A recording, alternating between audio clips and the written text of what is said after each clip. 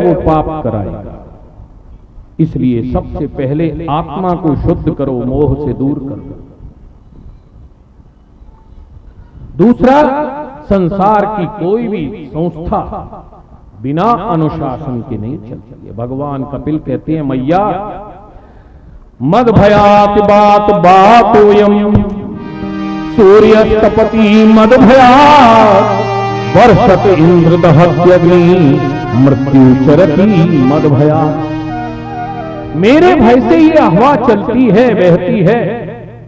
आप संडे में छुट्टी करते हो व्यापार की, यदि 10 मिनट के लिए हवा छुट्टी कर ले तो बोलो क्या होगा? कौन कौन जीवित रहेगा?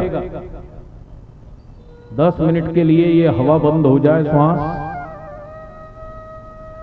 बोले मेरे भय से वायु को बहना पड़ेगा, चाहे वो स्थान सुगंध वाला हो चाहे दुर्गंध वाला। हवा को समान रूप से, चाहे वो गरीब है या अमीर, सबके पास बहना। मेरे अनुशासन से सूर्य तपता है, गरीब की झोपड़ी पर भी उतना प्रकाश करेगा और पैसे वाले के महल पर भी उतना ही प्रकाश करेगा। इंद्र वर्षा करता है। मृत्यु चरती मद भया, अग्नि जलाती है। एक पति को पत्नी बड़ी प्यारी लगती है, हमारी पत्नी। एक पत्नी को पति बड़ा प्यारा लगता है, पर जब दोनों में से किसी एक की मृत्यु होती है तो उसे घर में क्यों नहीं रख लेते हो? मरी तो गई है, रख लो घर में। नहीं, क्यों? 2 दिन में बर्फ लगाने के बाद भी उस लाश में से दुर्गंध आने लगती है। जिस सड़ी लाश को आप अपने घर में नहीं रख सकते हो, उसे चिता पर ले जाते हो, अग्नि कभी कहती है मैं इसे नहीं जलाऊंगी। वो उस दुर्गंध युक्त लाश को भी जलाती है, क्योंकि ईश्वर का अनुशासन है कि उसे जलाना पड़ेगा। मृत्यु चरती मद भया, रात के 2 बज रहे हैं, कड़ाके की ठंड पड़ रही है, आकाश से बारिश हो रही है, गाड़ी का एक्सीडेंट हो गया, सहायता करने वाली एम्बुलेंस लेट हो जाएगी, डॉक्टर लेट हो जाएंगे, मरने के बाद रोने वाले नाते रिश्तेदार भी लेट हो जाएंगे। अब सुबह ही उठेगा, सर्दी है, इस समय चल के क्या करें? पर कभी मृत्यु लेट होती है, सोच ले मारना ही तो है, रात के 2 बजे क्यों मारो, सुबह मारो। नहीं, यदि किसी के भाग्य में रात के 2 बजे कड़ाके की ठंड में बरसात के बीच मृत्यु लिखी है तो काल वहीं जाकर के उसके प्राण। इस कलयुग की घटना है। महाराज विक्रमादित्य ने काल का दर्शन किया। विक्रमादित्य जंगल के रास्ते जा रहे थे, देखा एक रीछ पेड़ से उतर के आया, भूमि में लेट गया, एक बड़ी सुंदर स्त्री बन गई। थोड़ी दूर चली स्त्री, सामने से 2 भाई सैनिक आ रहे थे। बड़े भाई ने स्त्री को देखा, रुक गया, बोले तुम्हारा कोई है संसार में? बोले कोई नहीं।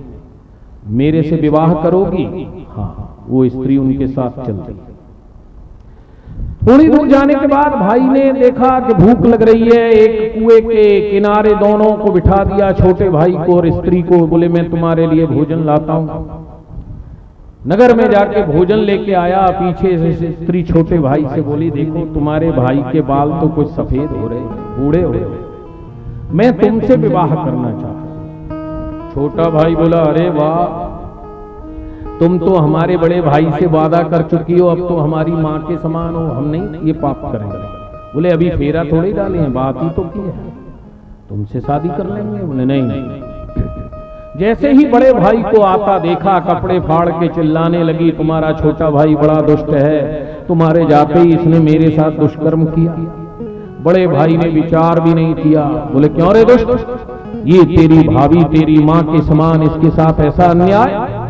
छोटा भाई बोला भैया विचार तो करो, मैं ऐसा कर सकता हूं? बोले क्यों नहीं, ये झूठ थोड़ा ही बोलेगी। बोले मैं बचपन से तेरे साथ रहा, मुझे तू जानता है, तुझे मैं जानता हूं, तो मैं तो झूठ बोल रहा हूं, और ये थोड़ी देर से तेरे साथ आई, ये सत्यवादी हरिश्चंद्र, तेरी इतनी बुद्धि चली गई। बोले हाँ तुझे दंड देंगे। तलवार निकाली, छोटा भाई बोला अन्याय सहना पाप है, उसने भी तलवार निकाल ली, दोनों आपस में लड़े, गोविंदाय नमः। उस स्त्री ने फिर जमीन में लेट लगाई और एक सांप बन गई। नदी में यात्रियों से भरी हुई नाव आ रही थी, सांप सीधा तैर के गया, उछला नाव में, यात्री चिल्लाए सांप सांप सांप, संतुलन बिगड़ गया, नाव पलट गई, सारे यात्री गोविंद। फिर आया सांप, फिर भूमि में लेटा, फिर एक पंडित ज्योतिषी बन गया। उसी समय विक्रमादित्य ने पैर पकड़ लिए, बोले महाराज अपना परिचय दीजिए। बोले राजा हमारा परिचय लेके क्या करेगा? बोले नहीं, मैंने आपके 3 चरित्र देखे हैं। आपने स्त्री बन के भाइयों को लड़ा के मारा, सांप को मारा, रीछ बन के क्या किया? बोले पेड़ से लकड़हारे को डरा के मारा। बोले अब योगी बन के किसे मारोगे? बोले ये जानने की तेरी शक्ति नहीं। तो बोले आप हैं कौन? बोले मैं हूं काल।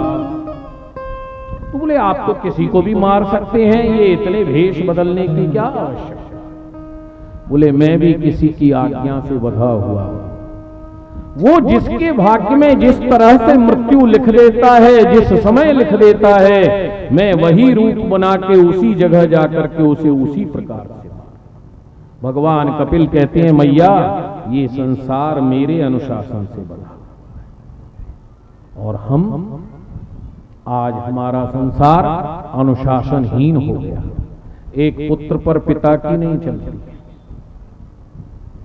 एक बच्चे पर माँ बाप की नहीं चलती है, एक पत्नी पर पति की नहीं चलती है, एक शिष्य पर गुरु की नहीं चलती है, और अपने कल्याण की कामना कर रहे हैं। बिना अनुशासन के भक्ति भी नहीं हो सकती। भक्ति के लिए भी गुरु का और महापुरुषों का अनुशासन आवश्यक है। बोलो जय श्री कृष्ण। जय श्री कृष्ण। इसलिए मैया सबसे बड़ा शांति मार्ग है कि मेरी 8 प्रकार की मूर्ति बनाए, सोने में, चांदी में, धातु में, लकड़ी में, मिट्टी में, पत्थर में, और अंत में कुछ नहीं मिले तो मन में, और मन में मेरे चरणों के नख चंद्र का ध्यान करे। संचिंतये भगवत चरणारविंदम वज्रांकुशम भज सरोरुहनाट्यम उत्तुंग रक्त विलिशत नख चक्रवाल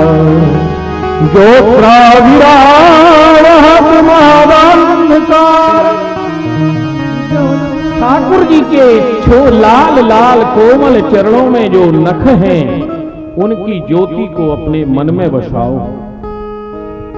हृदय का सारा अंधकार नष्ट।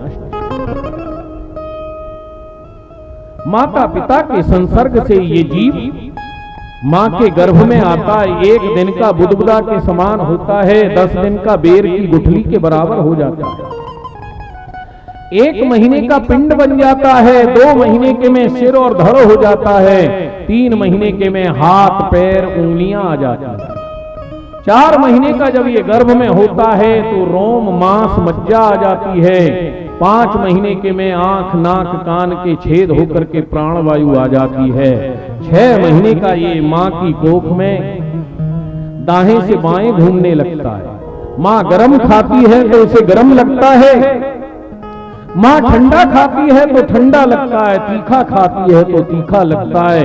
गर्भ के कीड़े जब इसे काटते हैं तो इसे कष्ट होता है। उस समय परमात्मा से प्रार्थना करता है कि हे प्रभु बाहर निकाल दे, जितनी श्वास लूंगा तेरे नाम का जाप करूंगा। तो क्या यहां हम 24 घंटे केवल भजन करने आए हैं? उपाय है, 1 दिन में 21,600 श्वास लेते हो।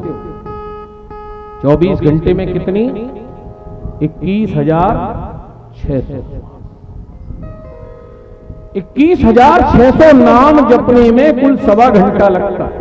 राम राम राम राम राधा राधा राधा 1.25 घंटे में हो जाता है। जिस परमात्मा ने ये मनुष्य शरीर दिया, इतनी सुविधा दी, खाने पीने के, रहने के मकान दिए, कपड़े दिए, क्या उसके लिए 1.25 घंटा भी नहीं निकाल सकते हो? हर श्वास में हो बस सुमिरन तेरा, यूं ही बीत जाए ना जीवन मेरा।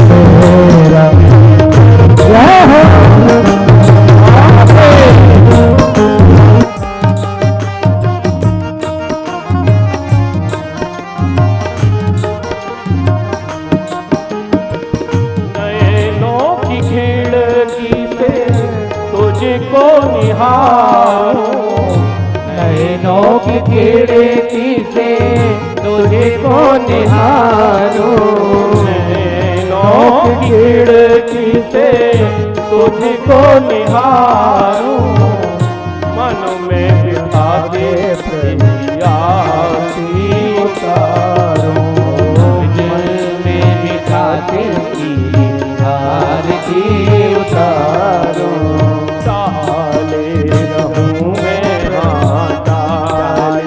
रहूं मैं तेरे चरणों में तेरा, यूं ही बीत जाए जीवन मेरा। हर सांस में हो प्रभु सुमिरन तेरा, यूं ही बीत जाएगा जीवन मेरा। हर श्वास में हो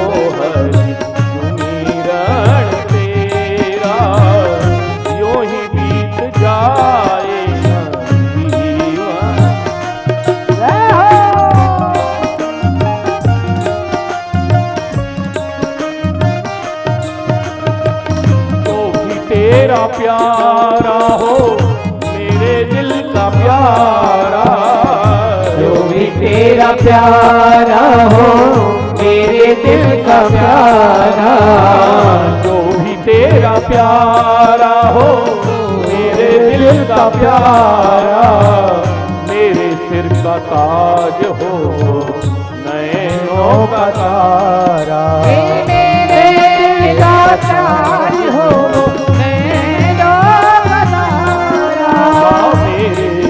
का ताज हो नैनों का तारा, मेरे दिल का ताज हो नैनों का तारा। सब में निहारूं तेरा रूप सुनहरा, यूं ही बीत जाए ना जीवन।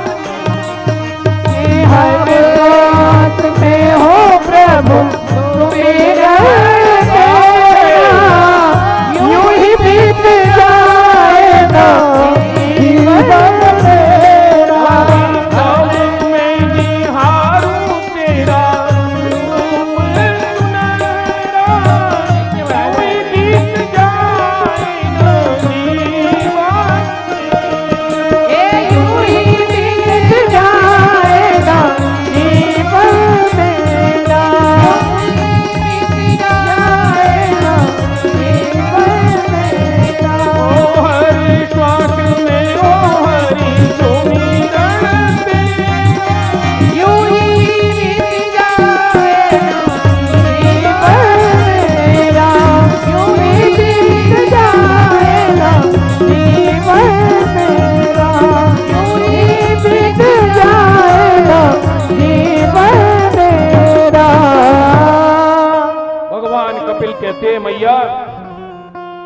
जितनी भी श्वास लूंगा तेरे नाम का जाप करूंगा, ये मनुष्य वादा करता है जीव, परंतु यहां आकर के मुझे भूल जाता है। अभी शिव पार्वती विवाह आएगा, तब आप सब आनंद लेना।